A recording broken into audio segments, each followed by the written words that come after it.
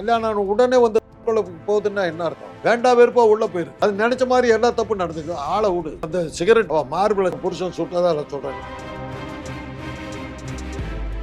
பெற்றோர்கள் சரியில்லை, வளர்ப்பு சரியில்லை. வளர்ப்பு சரியா இருந்தா வாழ்ந்தே தீர்வேன்னு ஒருத்தி வாழ்ந்து அப்பா வீட்டுல ஏத்துக்க மாட்டேங்கிறாங்க. புருஷன் வீட்டுல இவ்வளவு கொடுமை, என்ன பண்றதுன்னு தெரியல. படிச்சிருந்தாக்கா அந்த பொண்ணு வெளியில போய் வேலை பார்த்துரு, நண்பர்கள் வீட்டுல போய் தங்கி இருப்பாங்க. அவங்க எல்லாம் சேர்ந்து காப்பாத்தி இருப்பாங்க.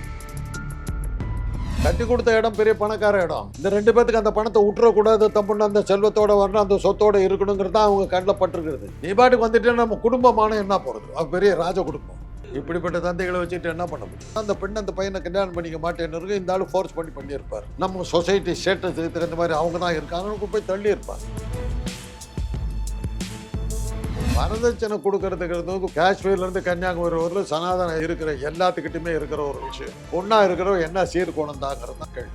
இந்த கௌரவத்தை காப்பாற்றுறதுக்காக பெண் வீட்டில் வந்து பல லட்சம் கடன் வாங்கி கொடுக்கறதெல்லாம் நடந்துருக்கு. சார் வணக்கம் சார். சார் இப்போ சமீபத்தில் எல்லாராலையும் பேசப்பட்டு வரக்கூடிய ஒரு மிகப்பெரிய ஒரு கேஸ் அப்படின்னா அது வந்து திருப்பூரில் சார்ந்த ரித்தன்யா அவர்களுடைய தற்கொலை அப்படின்ற ஒரு விஷயம்தான். என்ன அப்படின்னா அவங்க டவுரி கேஸ்னால, டவுரியினுடைய டார்ச்சர் அதிகமானதுனால தன்னை மாய்த்து கொண்டாங்க. இதற்கு பின்னாடி இருக்கக்கூடிய ஒரு மர்மம் என்ன அப்படின்னா கவின்குமார் அவருடைய கணவருக்கும் இதற்கும் என்ன தொடர்பு அப்படின்றது தான். அவங்க வந்து மன ரீதியாகவும் உடல் ரீதியாகவும் அதிகமாக டார்ச்சர் பண்ணதாகவும் சொல்லியிருக்கிறாங்க. அவங்க வந்து ஒரு வாய்ஸ் நோட் போட்டு தான் இறந்துருக்கிறாங்க. ஸோ அதில் வந்து என்னை உடல் ரீதியாக ரொம்ப டார்ச்சர் பண்ணுறான் அப்படின்னு சொல்லியிருக்கிறாங்க. இப்படி ஒரு முடிவு எடுக்கணும் அப்படின்னா எந்த அளவுக்கு ஒரு மன ரீதியான ஒரு கொடுமைகளை சந்திச்சிருக்கணும் அந்த பெண்? எனக்கு இந்த தற்கொலையை எங்கள் காலத்தில் இது காமன், இந்த காலத்தில் அது தேவையில்லை. ஏன்னா இன்றைக்கி வந்து பெண்களுக்கு வந்து பொருளாதார இது உரிமை வந்துடுச்சு. அந்த காலத்தில் எங்கள் காலத்தில் என்னன்னா கல்லானாலும் கணவன், புல்லானாலும் புருஷன். புருஷன் வீட்டை விட்டு தோர்த்தி விட்டா சோத்துக்கு என்னடி பண்ணுவேங்கிறது தான் கேள்வி அன்னைக்கு. அதனால தான் வரதட்சணையை கொடுத்தாங்க. என் பொண்ணை உனக்கு கொடுக்குறேன், அவளை வச்சு நீ சோறு போடுற, ஒரு அமௌண்ட்டு உனக்கு கொடுத்து தான் கல்யாணம் பண்ணுறேன், அவள் செலவுக்கு வச்சுக்கோ அப்படின்னு தான் நம்ம அதனால தான் நம்ம கொடுத்தோம். அந்த காலத்தில் வரதட்சணை கொடுத்துருக்க. இன்றைக்கி பொண்ணை எப்படி பார்க்குறோம்? பொண்ணு படிச்சிருக்கா, வேலையில் இருக்கா, எவ்வளோ சம்பளம்? நல்ல சம்பளமாக இருந்தால் தான் இப்போ கல்யாணமே நடக்குது. பெண்களும் அதனுடைய விளைவு பொருளாதார சுதந்திரம் கிடைச்ச உடனே இப்போ என்ன பண்ணுறாங்கன்னா, என்னம்மா ஏமா டைவர்ஸ் பண்ணுற, எந்நேரம் பார்த்தாலும் அவங்க அம்மா கிட்ட போய் நின்றுட்டு இருக்கிறான். அவனை எவனா கல்யாணம் பண்ணிக்கும், அவனோட எவன் வாழ்றது விட்டு போயிடுச்சு. என் குடும்பத்தில் நடந்ததை சொல்கிறேன். இந்த மாதிரியான ஒரு சூழ்நிலையில் இந்த டார்ச்சரை தாங்க முடியாம ஒரு பெண்ணு இறந்தாங்கிறத என்னால் ஏற்றுக்க முடியல. அதில் வந்து என்ன சொல்கிறாங்க அப்படின்னா என்ன வந்து உடல் ரீதியாக பாலியல் வன்கொடுமையெல்லாம் செஞ்ச மாதிரி அவங்க சொல்லியிருக்கிறாங்க. என்ன ஒரு அற விட வேண்டித்தானுங்களே, கை கால்களை எல்லாம் கட்டி போட்டு செஞ்சாங்க. அதை வந்து அன்றைக்கே போலீஸில் போய் கம்ப்ளைண்ட் பண்ணியிருக்கணும்ல. டைவர்ஸ் கேட்கறதுக்கு முன்னாடி அவங்களே கொடுத்துட்டு போகிறாங்க. இந்த மாதிரி நான் டைவர்ஸ் பண்ணிட்டேன், நீ போட்டிருக்கேன் எடுத்து, அந்த மாதிரி போயிட்டாங்க. அந்த சூழ்நிலையில் ஒரு வசதியாக இருக்கக்கூடிய செல்வத்தோடு இருக்கக்கூடிய ஒரு பெண்ணு பண்ணிக்குதுன்னா அந்த பெண்ணுக்கு மனோ ரீதியாக எந்த தைரியத்தை அவங்க கொடுக்காம இருக்காங்க. அதை தாங்க முடியாமல் அந்த பொண்ணு செத்து போயிருக்கு. வீடியோவை பார்த்து அதில் இருக்கிற மாதிரிலாம் வந்து பண்ணணும் அப்படின்ற மாதிரியெல்லாம் சொல்லி இருக்கிறதா சொல்கிறாங்க. ஒரு ஆணுக்கு இந்த அளவுக்கு ஒரு மனநிலை வருது அப்படின்றது எந்த மாதிரி? அவன் ஒரு பெரிய பணக்கார விட்டு பையன் யாரு கூடவும் பழகி இருக்க மாட்டான். காரில் போயிட்டு காரில் கொண்டு விட்டுட்டு இருந்திருப்பாங்க. பள்ளிக்கூடத்துக்கு காரில் கூப்பிட்டு போயிருப்பாங்க, காலேஜுக்கு காரில் கூப்பிட்டு போயிட்டு வந்துருவாங்க, வேலை பார்க்குற இடத்துக்கு காரில் கூப்பிட்டு போய் மக்களே அவன் சந்திச்சிருக்க மாட்டான், இன்னொரு ஆளையே பார்த்துருக்க மாட்டான். அவனுக்கு தெரிஞ்சதெல்லாம் இன்றைக்கி செல்ஃபோனில் வர்ற அந்த படங்களை எல்லாம் பார்த்துட்டு, சீரியல் பார்த்துட்டு அதில் வர்ற விஷயங்களை தான் அவன் செஞ்சுக்கிட்டு இருக்கான். அவனுக்கு சீரியல் தான் ஐடியாவே கொடுத்துருக்கும். இப்போது இதில் வந்து சட்டங்கள் அப்படின்றது இந்த டவுரி கேஸ் விஷயங்களில் வந்துட்டு ரொம்பவே கடுமையாக்கப்பட்டுருச்சு இன்றைய காலகட்டங்களில். இருந்தும் இந்த கொங்கு பெல்ட்டில் வந்துட்டு பணக்கார வீட்டு பெண் பணக்கார வீட்டு ஆணுக்கு தான் போய் கல்யாணம் பண்ணி கொடுக்குறது அப்படின்ற ஒரு விஷயம் அதிகமாக வந்து புழக்கத்திலே இருக்குது இன்றைக்கு வரைக்குமே. ஸோ இதில் வந்து இந்த வரதட்சணை கொடுக்கறது, வரதட்சணை வாங்குறது அப்படின்றதும் இன்றைக்கு வரைக்கும் புழக்கத்தில் இருந்துக்கிட்டே தான் இருக்குது. ஸோ இது வந்து மாறாமல் இருக்கிறதுக்கான காரணம் என்னங்க? வரதட்சணை கொடுக்கறதுக்கு கொங்கு பெல்ட் அந்த பெல்ட் இந்த பெல்ட்டெல்லாம் கிடையாது. காஷ்மீர்லேருந்து கன்னியாகுமரி வரலும் சனாதனம் இருக்கிற எல்லாத்துக்கிட்டையுமே இருக்கிற ஒரு விஷயம். பொண்ணாக இருக்கிற என்ன சீர்கோணம் தாங்கிறது தான் கேள்வி. வருஷம் வைப்பங்க, பெண் வீட்டிலேருந்து வருஷம் வைப்போம். 10 தட்டு வச்சாங்க, 15 தட்டு வச்சாங்க. அதில் தான் பெண்ணுடைய செல்வாக்கு என்னன்னு இது வரும். தட்டு வச்சாங்க, பழத்தை வச்சு ஒப்பிட்டு போயிட்டாங்க. ஒன்றுமில்லா போட்டிருக்கு ஓட்டாண்டி.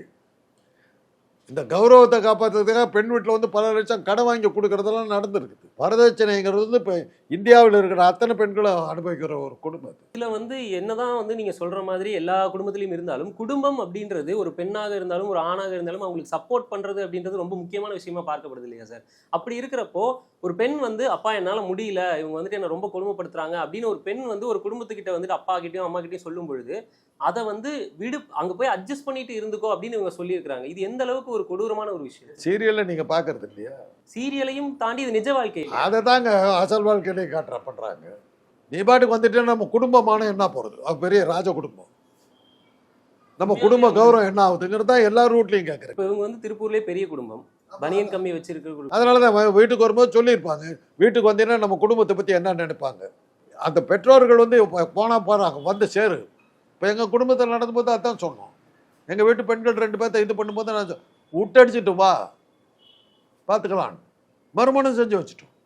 ஆனால் இது வந்து எந்த அளவுக்கு ஒரு கோழைத்தனமான விஷயம்னு நீங்கள் நினைக்கிறீங்க? பெற்றோர்கள் சரியில்லை, பெண்ணுடைய பெற்றோர்கள் சரியில்லை, வளர்ப்பு சரியில்லை. வளர்ப்பு சரியாக இருந்தால் வாழ்ந்தே தீர்வேன்னு ஒருத்தி வாழ்ந்துருப்பான். அப்பா வீட்டில் ஏற்றுக்க மாட்டேங்கிறாங்க, புருஷன் வீட்டில் இவ்வளோ கொடுமை, என்ன பண்ணுறதுன்னு தெரியல. தப்பு படிச்சிருந்தாக்கா அந்த பொண்ணு வெளியில் போய் வேலை பார்த்துருக்கும், நண்பர்களோட பழகி இருந்தாக்கா அந்த நண்பர்கள் வீட்டில் போய் தங்கி இருந்திருக்கும், அவங்கெல்லாம் சேர்ந்து காப்பாற்றிருப்பாங்க. அந்த தைரியத்தை கொடுக்காதனால அந்த பெண் வந்து இன்னைக்கு வந்து இது உத்தரப்பிரதேசத்தில் எங்கேயாவது நடந்திருந்தானாக்கா நம்ம ஆச்சரியப்படுறதுக்கு இல்லைங்க, படிப்பறிவு இல்லாத பிரதேசம் அது. தமிழ்நாட்டில் நடக்கிறது வந்து இதை ஏற்றுக்க முடியாது. நீங்கள் ஆஸ் டாக்டர் நிறைய மனிதர்களை பார்த்துருப்பீங்க, நிறைய இந்த மாதிரி கேசஸும் பார்த்துருப்பீங்க. இதில் வந்து மிகவும் கொடுமையான ஒரு விஷயத்தை நீங்கள் பார்த்ததுன்னா என்னன்னு சொல்லுவீங்க? அது எல்லா கொடுமையும் ஒரே மாதிரி தான். இப்போ அந்த சிகரெட்டில் அந்த புருஷன் சுட்டதாக அதில் சொல்கிறாங்க. இந்த காட்சிகளை எல்லாம் வச்சு ஒரு 15 வருஷத்துக்கு முன்னாடி ஒரு மலையாள படம் வந்து அவன் மார்பில் சிகரெட்டு வைப்பான், அப்படியே காட்டினான். இதெல்லாம் காலகாலமாக நடந்துக்கிட்டு இருக்கிறதுங்க. அன்னைக்கு இப்போ நான் கேட்குறது என்னன்னா, எங்கள் காலத்தில் வந்து பொருளாதார சுதந்திரம் கிடையாது. பெண் வேலைக்கு போக மாட்டான், வீட்டில் தான் இருப்பா, மாமியார்கிட்ட தான் இருப்பா, நாத்தனார் கூட தான் இருப்பா. சமையல் வேலையை தவிர அவர்களுக்கு அடுப்போதும் பெண்களுக்கு படிப்பு எதற்குங்கிறது அன்றைக்கி இருந்த கேள்வி. இன்றைக்கி படிச்சுட்டு வேலை வாய்ப்புகள் வாங்கிக்கிட்டு ஆண்களோட ஈக்குவலாக சமமாக இது பண்ணிக்கிட்டு ஆண்களை விட அதிகமாக சம்பாத்தியத்தோட இருக்கிற பெண்ணு ஒருத்தர் தற்கொலை பண்ணிக்கிறான்னா அர்த்தம் இல்லை. இந்த வழக்கில் வந்து இன்னொரு விஷயம் என்ன வந்திருக்கு அப்படின்னா, வழக்கு வந்து ரொம்பவே ஸ்லோவாக நகர்ந்துக்கிட்டு இருக்கு. இவங்க வந்துட்டு விசாரிக்கிறதே ரொம்ப பொறுமையாக விசாரிச்சுக்கிட்டு இருக்கிறாங்க அப்படின்ற மாதிரி ஒரு குற்றச்சாட்டையும் எழுப்புறாங்க. இதற்கு பின்னாடி அரசியல் பலங்களும் இருக்கு, காங்கிரஸ் கட்சியினோட இது இருக்கு அப்படின்னு சொல்றாங்க. இதெல்லாம் வந்து அப்புறம் தான் நீங்கள் இருக்கீங்களா இவ்வளோ கிளப்பி விடுறதுக்கு சொல்லணுமா? அன்றைக்கி மீடியாக்கள் இல்லை, இதை வச்சுக்கிட்டு எவ்வளோ கதை விட முடியுமோ விட்டுக்கிட்டு போவீங்க. காங்கிரஸ் இதில் வந்து இவரே வந்து ராகுல் காந்தி இதில் இன்வால்வ்டுன்னு கூட சொல்லுவீங்க, கேட்டுக்க வேண்டியது தான். என்ன பண்ணுறது? இதெல்லாம் ஒன்று இதை வச்சுக்கிட்டு நீங்கள் ஓட்டிகிட்டு போவீங்க. அந்த பெண்ணை பற்றி நீங்கள் கவலைப்பட போகிறதில்ல. இந்த பெண்ணை வச்சே எவ்வளோ தூரத்துக்கு நம்ம இது பண்ணிட்டு போகலாம். இன்றைக்கி மாத்திரம் நான் 5வது தடவையாக பேசுகிறேன். இல்லை அப்படி பார்த்தாலும் அந்த பெண்ணுக்கான ஒரு நீதி கிடைக்கணும்னா, நீதி கிடைக்கிறதுக்காக பண்ணல, உங்களுக்கு விளம்பரம் கிடைக்கிறதுக்காக பண்ணுறீங்க. உடனே ஒரு அரசியல் எண்ணத்தை கொண்டு வர்றீங்க. இதில் அந்த பொண்ணே சொல்லாத ஒரு விஷயத்தை நீங்கள் சேர்த்துறீங்க. எந்த ஒரு விஷயத்தையும் பரபரப்பாக்குற ஒரு இதுக்கு நீங்கள் போயிடுறீங்க. இன்னொரு விஷயம் சார் என்ன அப்படின்னா, அவங்க தந்தையே வந்து ஒருத்தனுக்கு ஒருத்தின் என் மக வந்து இறந்துட்டா, எனக்கு அது பெருமை தான் அப்படின்ற ஒரு விஷயத்த வந்து சொல்லியிருக்கிறாரு. இது எந்த அளவுக்கு? இப்படிப்பட்ட தந்தைகளை வச்சுட்டு என்ன பண்ண முடியும்? இது காம்ப்ரமைஸ் இல்லை. தந்தை வந்து அந்த பொண்ணு மாட்டேன்னு சொல்லியிருக்கோங்கிறது என்ன, என்னுடைய கற்பனையில் எப்படி போகுதுன்னா, அந்த பெண் அந்த பையனை கல்யாணம் பண்ணிக்க மாட்டேன்னு இருக்கு, இந்த ஆள் ஃபோர்ஸ் பண்ணியிருப்பார். நம்ம நம்ம சொசைட்டி ஸ்டேட்டஸுக்கு தகுந்த மாதிரி அவங்க தான் இருக்காங்கன்னு போய் தள்ளி இருப்பாங்க. வேண்டாம் வெறுப்பா அந்த பொண்ணு கல்யாணம் பண்ணிட்டு இருக்கோங்கிறது இன்னொரு ஆங்கிள் என்னுடைய பொறுத்தவரையில். அதனால தான் அவ்வளோ வேகமாக கல்யாணம் உடனே வந்து தற்கொலை போகுதுன்னா என்ன அர்த்தம்? வேண்டாம் வெறுப்பா உள்ளே போயிடுது. அது நினச்ச மாதிரி எல்லா தப்பும் நடந்துச்சு. ஆளை விடு, வீட்லேயும் ஏற்றுக்க மாட்டேங்கிறாங்க. அங்கே வந்து இந்த கொடுமையை கேட்கறதுக்கு ஆளும் இல்லை, செத்து போலாங்கிற முடிவுக்கு அந்த பொண்ணு போயிடுது. எல்லாமே வந்து சிரிச்சுக்கிட்டு சந்தோஷமா கல்யாண ஃபோட்டோவில் நீங்கள் ஃபோட்டோ எடுக்கும்போது ஸ்மைல் ப்ளீஸ்ன்னு தானே எடுக்கிறீங்க. இந்த உள்ளார்ந்து சிரிக்கிறீங்களா? அதே மாதிரி அவங்க வந்து 5 வாட்டி திருப்பி வீட்டுக்கு வந்துட்டு போயிருக்காங்க. எனக்கு வந்துட்டு வாழ பிடிக்கல, வாழறதுக்கு வந்துட்டு என்னால் முடியலாங்க, ரொம்ப டார்ச்சர் பண்றாங்க அப்படின்னு 5 வாட்டி வந்தப்பையும் 5 வாட்டியும் பஞ்சாயத்து தான் பேசியிருக்காங்களே தவிர என் பொண்ணுக்கான வாழ்க்கை வந்துட்டு என்ன அப்படின்னு. அதுதாங்க காரணம். கட்டி கொடுத்த இடம் பெரிய பணக்கார இடம். இந்த 2 பேத்துக்கு அந்த பணத்தை விட்டுறக்கூடாது, தம்புன்னு அந்த செல்வத்தோட வரணும், அந்த சொத்தோட இருக்கணுங்கிறது தான் அவங்க கண்ணில் பட்டிருக்கிறது. இது என்னுடைய எங்களுடைய இதில் ஒரு பெரிய பிரபல பட தயாரிப்பாளர் இருந்த காலத்தில் அவர் வீட்டில் ஒரு கல்யாணம் ஆச்சு, அவர் பொண்ணுக்கு கல்யாணம் ஆச்சு. அந்த பையனும் கொஞ்சம் வசதியான பையன்தான். ஆனால் அந்த பொண்ணு வந்து சினிமா தொடர்பு இருந்ததுனால பல சினிமாக்காரர்களோட தொடர்பு இருந்திருக்குது. வேண்டா வெறுப்பா கல்யாணம் பண்ணிடுச்சு. குழந்தை பிறக்கும் போது இவங்க 2 பேத்துக்கு மத்தியில் பிணக்கு வந்துருச்சு. பிரிஞ்சு போகிற அளவுக்கு அவங்களுக்கு இதாகிடுச்சு. குழந்தை பிறந்துருச்சு. இவர் போய் அந்த குழந்தைய கேட்குறாரு, ஏன் எனக்கு பிறந்த குழந்தைய கொடுன்னு. பைத்தியக்காரனாட்டம் பேசாத, அது உனக்கே பிறக்கலன்னுச்சு. பகிரங்கமாக சொல்லிச்சு. இவ்வளவும் கேட்டவுடனே அந்த பையன் என்ன பண்ணியிருக்கணும்? அவங்க பெற்றோர்கள் என்ன பண்ணியிருக்கணும்? பையனுடைய பெற்றோர்கள் வேண்டாம் பண்ணிட்டு வந்திருக்கணும். இல்லை, அந்த குடும்பம் எங்களுக்கு ரொம்ப வேண்டப்பட்ட குடும்பம், அந்த தயாரிப்பாளர் குடும்பம் எங்களுக்கு ரொம்ப தெரிஞ்ச குடும்பம். அவங்க வந்து எங்ககிட்ட சொல்கிறாங்க, எப்படியா எங்களை சேர்த்து வைங்க. அந்த பொண்ணுக்கு பிறந்த புள்ள வந்து உனக்கு பிறக்கல எவனுக்கோ பிறந்ததுன்னு பச்சையாக சொன்னதுக்கு பிறகு பரவாயில்லேன்னு சொல்லிட்டு போய் கல்யாணம். ஏன்னா அவ்வளோ பெரிய பணக்கார இடத்த விட்றதுக்கு அவங்க வீட்டில் மனசு இல்லை. அதே தான் இந்த பொண்ணுக்கு நடந்திருக்கும். அவ்வளோ பெரிய இடத்த கட்டி வச்சுருக்கோம், அதை விட்டுட்டு வந்துடாது. அங்கே தான் நீ இருக்கணும், என்ன பண்ணி வச்சு போய் இரு அப்படின்ட்டு இருப்பாங்க. வேறு வழி இல்லை. ஒரு தைரியமான பெண்ணாக இருந்தாங்க இந்த 2 பேர்த்தையும் விட்டுட்டு ஒரு நண்பர்களோட சேர்ந்து நம்ம எல்லாம் வேலை பார்க்கலாம், எனக்கு ஏன் வேலை வாங்கி கொடுன்னு அது போயிருக்கலாம்.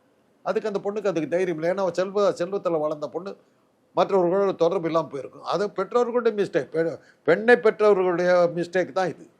அவங்க மாத்திரம் கை கொடுத்துருந்தா அந்த பெண் வந்து அந்த வரதட்சணை கொடுமைக்கு அவங்களை கோர்ட்டுக்கு போய் நிறுத்தி இருக்கலாம்.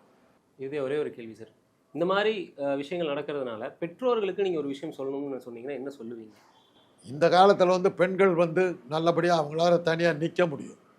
அதை முதல்ல புரிஞ்சுக்குங்க. இந்த கல்லானாலும் கணவன் புல்லானாலும் புருஷங்கிறது உங்கள் காலத்தோடு போயிடுச்சு, நம்ம காலத்தோடு போயிடுச்சு. எல்லாராலையும் வாழ முடியும். மக்களுங்கிறது ஒரு தீர்வு கிடையாது. அதை மாத்திரம் புரிஞ்சுங்க. அந்த எண்ணத்தை நீங்கள் வந்து வளர்த்தணும். பெண்களுக்கு தைரியத்தை கொடுக்கணும். உன்னால் தனியாக நிற்க முடியுங்கிற தைரியத்தை கொடுத்தாக்கா அவங்க நல்லபடியாக இருப்பாங்க. ஆனால் இந்த தைரியத்தை கொடுத்தீங்கன்னா பல விவாகரத்து வழக்குகள் வந்துக்கிட்டே தான் இருக்கும். ஒரே பாயிண்ட் தான், பிடிக்காதவனோட காலமெல்லாம் இருந்து கஷ்டப்படுறதை விட வெட்டிவிட்டு அடுத்தவங்க போயிட்டு போகிறது நல்லதுங்கிறது தான். இதுதான் பெண்ணுக்கான நீதி அப்படின்றது கிடைக்கும் நம்புவோம். தொடர்ந்து பேசுவோம். நன்றி சார்.